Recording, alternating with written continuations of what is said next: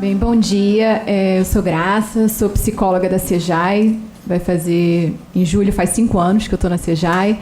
Eu sou psicóloga do Tribunal de Justiça. Esse mês também faz 15 anos.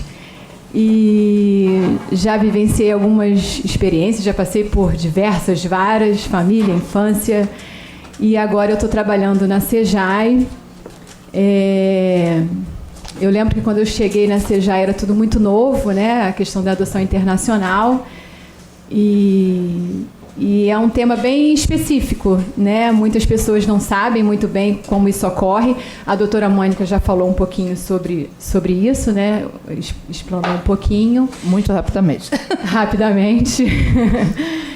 Se ficar alguma dúvida, enfim, no final vocês vão poder perguntar, porque está sendo corrido. Mas o tema da minha fala é o tema da mesa, a experiência da adoção internacional de irmãos por famílias distintas. Eu gostaria de fazer só um parênteses em relação ao caso que a doutora Mônica trouxe do vídeo. Eles já estiveram no Brasil 2 vezes, eles estiveram aqui recentemente, eu tive o prazer de conhecê-los. Por um pedido do mais velho, ele veio aos 18 anos, ele pediu como presente de aniversário, né, conhecer o país dele, então eu achei isso interessantíssimo. E eles voltaram recentemente, então eles já estiveram 2 vezes aqui, são apaixonados pelo Brasil. É um outro tema da mesa da tarde, busca das origens, então vamos deixar para de tarde. Eu vou falar um pouquinho para vocês, eu trouxe o artigo 28 também, sem combinar nada com a doutora Mônica, porque fala realmente disso, né, desse rompimento, evitar esse rompimento definitivo dos vínculos fraternais. Quando eu li esse artigo, eu fiquei pensando nos diversos casos que a gente atende em que ocorre essa divisão do grupo de irmãos e nas falas das crianças e dos adolescentes, geralmente dos mais velhos, né, como a doutora Daniela trouxe, a preocupação deles em que não fique ninguém perdido, né? No caso do Júlio, eu vou trazer aqui depois esse caso dos 8 irmãos, a Carolina também, ele ocupava um pouco esse lugar de pai, né? Essa coisa paternal, então essa preocupação com as crianças de irem todos e de irem todos juntos ao mesmo tempo. Então, eu acho que tem a ver com essa coisa do rompimento definitivo. E quando a gente transmite isso para as crianças, eu vou falar daqui a pouco a respeito da preparação, a gente tem que falar disso, né? Da questão da separação, que eles não vão juntos. E isso é um choque, né? Eu não vou junto com meu irmão, né? Eu vou para um outro país, uma outra cultura, uma outra língua e não vou junto com eles. E quando a gente diz que você vai, né, vai ao mesmo tempo, vai para o mesmo país, para uma mesma cidade e vai ficar pertinho, né? E vai poder manter esse contato, isso transmite uma certa segurança para eles. E eu acho que o papel do organismo é importantíssimo também, porque quando a gente diz que lá vai ter uma outra pessoa, um outro psicólogo, um outro assistente social que vai estar acompanhando, né? Eu lembro de um caso que a gente atendeu que quando a gente falou isso, a criança falou, não, mas vai ter uma outra tia como você que vai poder me ouvir, né? Eu não vou estar sozinho. Então, eu acho que o papel do organismo também é importantíssimo nesses casos. Aqui eu trouxe para vocês, a gente organizou esse quadro com os casos que a gente teve de adoção de irmãos por famílias distintas de 2009 até 2019, na CEJAI do Rio de Janeiro. São os dados que a gente tem só daqui, não é do Brasil. A gente teve um caso de 3 irmãos que foi para 2 famílias distintas, 3 casos de 4 irmãos para 2 famílias distintas, um caso de 4 irmãos que foi para 3 famílias, um caso de 5 irmãos que foi para 2 famílias, esse caso ocorreu esse ano, 3 casos de 6 irmãos que foram para 3 famílias distintas e um caso de 8 irmãos que foram para 4 famílias distintas, que ocorreu no ano passado. E aqui a idade dos mais velhos e as idades dos mais novos. Então, a gente, né, a idade dos mais velhos foi dos 10 até os 14 anos e dos mais novos de 1 a 7 anos. Não necessariamente, eu vou falar disso também, não necessariamente as crianças são divididas, cada caso a gente vai fazer de uma forma, vai depender de como as coisas vão transcorrer. Então, a gente já teve caso que os 2 menores foram juntos e os 2 maiores juntos, então essa questão da idade também é uma questão que vai depender de caso para caso. Esse aqui não dá para ver muito bem, mas é uma declaração que essas famílias e os organismos assinam, se comprometendo a manter esses vínculos fraternais. Os organismos, eles são cobrados, eles são fiscalizados, né, pela administração federal em Brasília, então eles têm que prestar contas, né, digamos assim, a respeito do que eles estão fazendo. E esse termo de comprometimento de que vão manter os vínculos fraternais é um desses documentos que eles precisam cumprir e que sofrem sanções se não forem cumpridas. Então, eu acho que é importante frisar isso, assim. Essas famílias, elas já vêm sabendo o que elas têm que fazer, né, e como fazer. E elas são preparadas nos seus países para isso. Então, esse é um papel do organismo credenciado. A Carolina vai falar melhor sobre isso, assim, de como eles vêm preparados para acolher essas crianças, para adotar essas crianças e continuar mantendo esses vínculos fraternais. Na verdade, é o antes, o durante o estágio e depois no pós-adotivo, né? É todo um processo. Aqui a atuação da equipe técnica da CEJAI. A gente geralmente, a doutora Mônica falou um pouquinho da adoção internacional, vou explicar para vocês só como as crianças chegam. Geralmente a criança é disponibilizada. Quando a criança chega para a gente, a equipe técnica realiza reuniões, encontros com as equipes das varas de infância e das entidades de acolhimento para discutir esse caso e ver qual é o melhor caminho, né, seguir. A gente atende as crianças. Inicialmente, a gente não fala assim diretamente a respeito da adoção internacional. Aí vai depender de caso para caso também, porque às vezes a gente chega lá, a criança já sabe tudo, que vai para outro país, que vai falar outra língua, enfim. A gente vai se adaptando, né? Mas a gente costuma fazer a coisa de uma forma mais gradativa, né? E nesses casos em que o juiz autoriza a separação do grupo de irmãos, a gente conversa com elas sobre isso. Essa definição da divisão vai depender de caso para caso. Já teve casos em que a equipe da vara da infância falou a forma como achava mais conveniente, porque são as pessoas que acompanham o caso, né, há mais tempo. Já tiveram casos em que as próprias crianças meio que foram definindo junto com as equipes. E já tiveram casos em que o organismo já trouxe a coisa meio pronta, enfim, de acordo com o perfil dos pretendentes deles. Então, não tem uma regra, né? A gente vai fazendo conforme o caso. A gente avalia, né, juntamente com as crianças e as equipes, essas configurações propostas. A gente conversa com as crianças a respeito disso e expõe isso que eu falei para vocês, de que eles vão para o mesmo país, que eles vão estar juntos, apesar de estarem em famílias separadas. É importante. Alguém falou na mesa da manhã, né, dessa coisa da construção dos sonhos e das crianças e adolescentes serem ouvidos, né? Então, é extremamente importante que essas crianças sejam ouvidas nesse sentido, né? É a vida delas, é o sonho delas que está ali em jogo, né? Essa questão do... Eu lembro que teve uma criança que falou... mas eu quero ir com a criança tal, eu quero ir com a criança tal, eu quero ir com meu irmão tal, né? Eles têm essa coisa da ligação com determinados irmãos e muitas vezes isso precisa ser trabalhado porque ele não vai com o irmão que ele gostaria de ir. Então, ele já elabora tantos lutos, esse é mais um luto para ser elaborado, né? Mas é um trabalho para as equipes, né? Muitas vezes também no caso do irmão cuidador, o mais velho, todos querem ir com ele. Então temos esse entrave às vezes entre o cuidador, porque ele é o querido de todo o grupo. Então não dá para ir todos com ele, né? esse grupo dos 8 irmãos era um pouco assim, porque eram os 2 mais velhos, né? O de 13 e a de 10. E os 2 ocupavam esse lugar, maternal e paternal. Então todo mundo queria os 2, né? Só que não podia ir. Então é todo um trabalho de elaboração dessas perdas, né? E aí a gente atende as crianças, elabora um relatório diante de tudo que a gente colheu, de todas as reuniões com as equipes. A gente elabora um relatório e esse relatório é apresentado para os pretendentes internacionais. No caso específico, né, do grupo de irmãos, quando é muito grande e ocorre essa separação, a gente geralmente não tem no nosso cadastro, né? Uma família que acolha 8 irmãos, ou que, enfim, é mais complexo.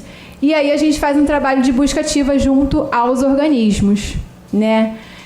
Para eles avaliarem junto aos pretendentes que eles têm quais estariam disponíveis, melhor preparados, enfim. A equipe técnica desses organismos avaliam quem seriam essas pessoas para a adoção desse grupo de irmãos.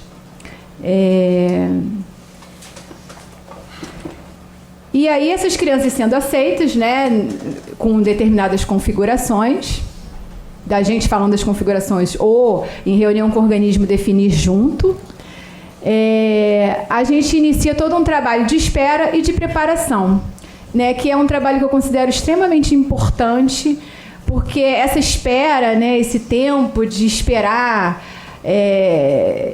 essa burocracia, porque tem a questão dos papéis, né, tem toda uma burocracia que tem que ser feita, que é importante, né, porque durante esse tempo é o tempo que a gente vai preparando as crianças para a chegada desses pais e que esses pais estarão sendo preparados lá no país deles também para a chegada. Então, eu acho que é um tempo necessário.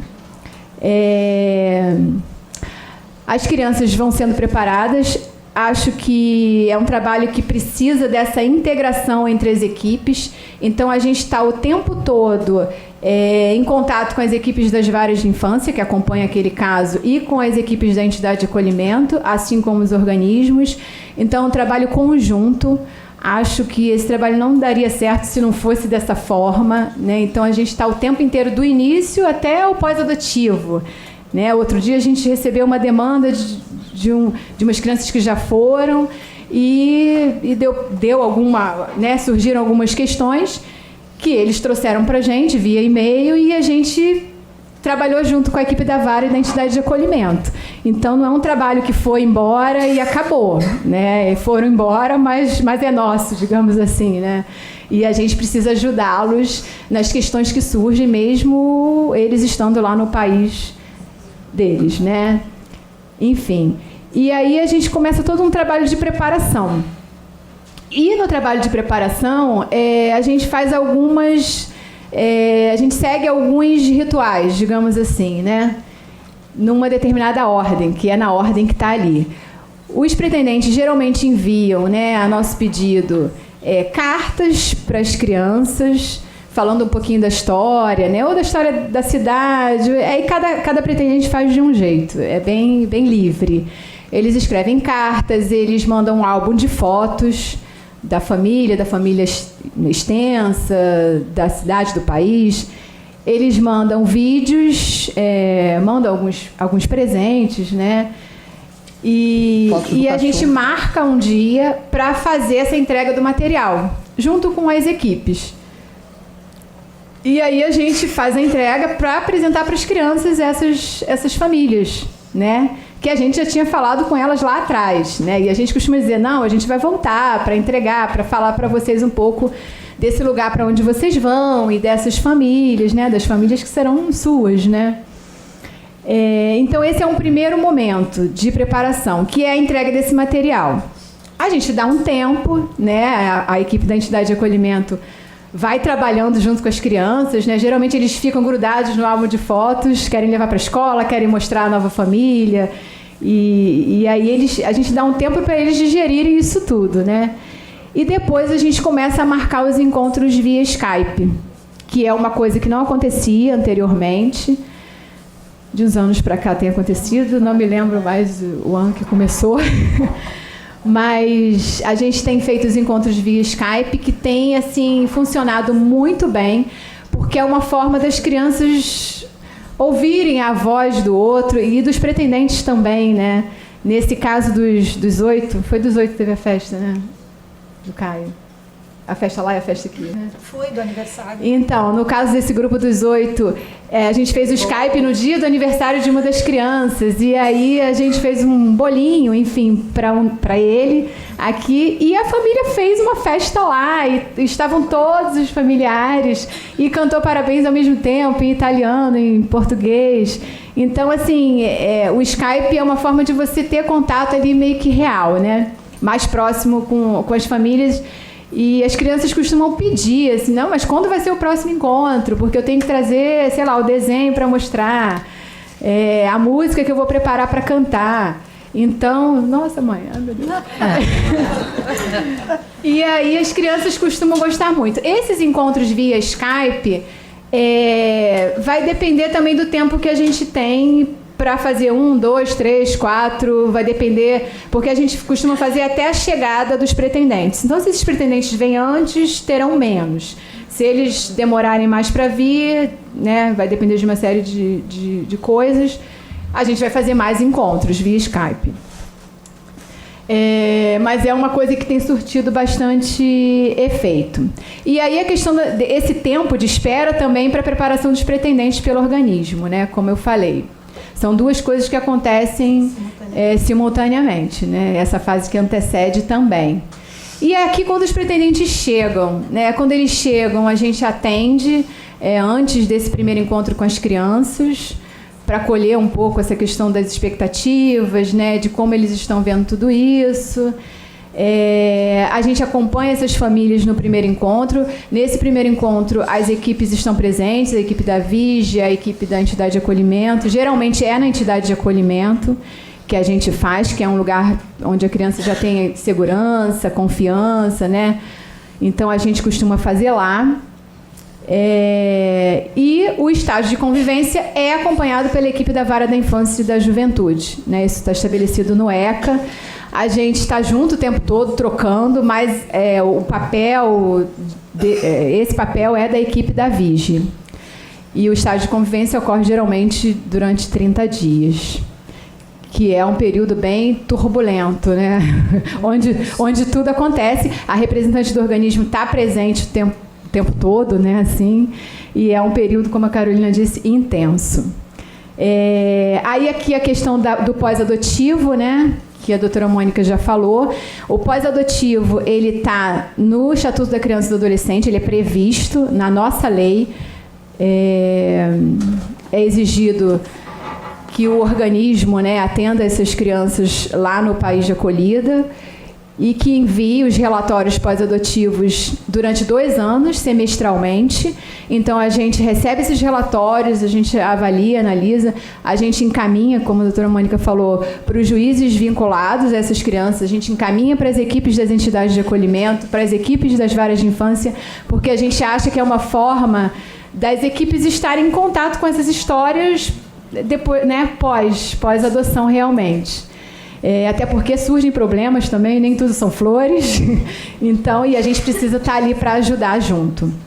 E aí esses pós-adotivos, eles falam um pouco de como foi a adaptação dessas crianças no país de acolhida, né? Falam um pouco da constituição desses vínculos de pais e filhos, a inserção na família extensa, a adaptação ao contexto social, os referenciais culturais, o desenvolvimento físico, psicossocial, a preservação dos vínculos afetivos entre os irmãos adotados, né, por famílias distintas. E é tudo nesse pós-adotivo que vai ser visto, né? Então, eu considero extremamente importante esse período, né, de acompanhamento, principalmente no início, né, onde essas crianças estarão se adaptando a uma nova língua, a uma nova cultura. Tudo muito novo, né? Apesar das crianças avançarem muito rapidamente, nós temos crianças que com 6 meses no país, eles já falam fluentemente a língua, né? Então é incrível isso, né?